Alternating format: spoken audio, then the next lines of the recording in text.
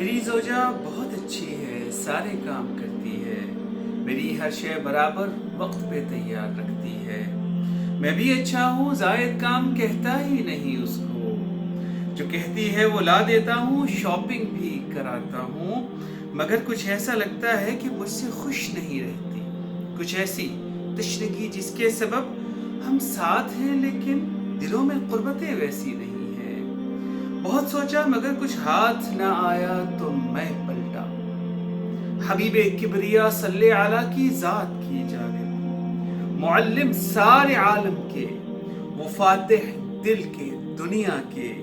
जब अपने घर में होते हैं तो बच्चों को उठाते हैं, वो हर पल मुस्कुराते हैं। कभी अज़वाज की बातें वो घंटों सुनते जाते हैं।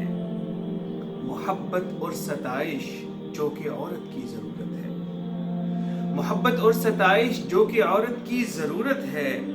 तलब से माँ सिवा अज़वाज को वो देते जाते हैं। कभी मेला दिखाते हैं, कभी रेसें लगाते हैं। वो अपने काम खुद करते हैं, रेवड़ भी चराते हैं।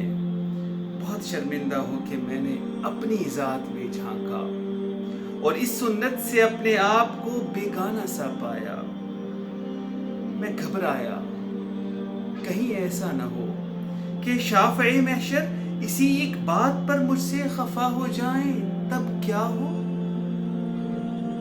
अभी भी वक्त है यारो,